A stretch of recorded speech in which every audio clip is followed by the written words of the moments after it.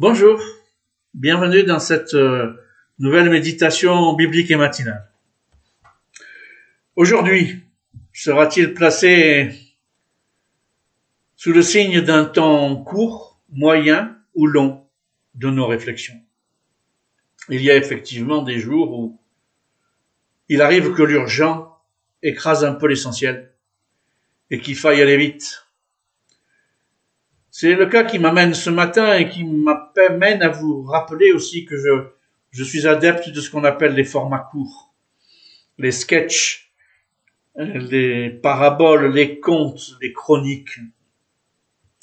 Et surtout dans les cas où je ne suis pas compétent, dans les domaines où je ne suis pas compétent, j'aime avoir des références assez courtes et assez chocs, ce qui m'amène à raconter des histoires. En ce moment, un sujet prégnant, c'est l'immigration. Et les premières fois où j'ai eu contact avec ça, j'étais très jeune, c'était dans les années 60. Il y avait un humoriste qui s'appelait Fernand Reynaud, qui avait un sketch qui m'avait marqué. Je vous le fais pas ici, mais vous le retrouverez facilement. Il y avait une phrase récurrente qui revenait, c'était « J'aime pas les étrangers qui viennent manger le pain des Français ». Il le répétait plusieurs fois. Il racontait que dans son village, ils avaient décidé de mettre au banc un étranger. L'étranger finit par céder et quitter le village. Et la chute du sketch, c'était il est parti. Mais de toute façon, maintenant, on mange plus de pain parce que c'était lui le boulanger.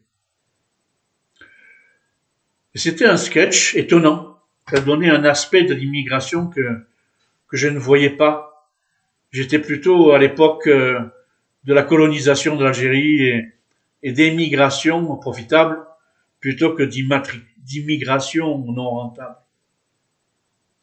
Ou rentable, plus exactement. Mais c'était une fausse immigration.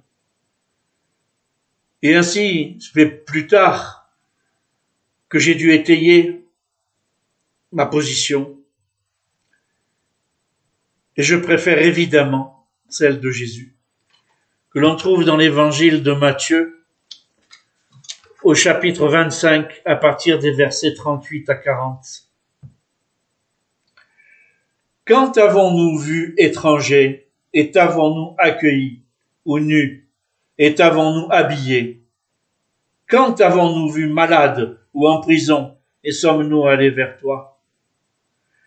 Et le roi leur répondra, je vous le dis en vérité, toutes les fois que vous avez fait cela à l'un de ces plus petits de mes frères, c'est à moi que vous l'avez fait.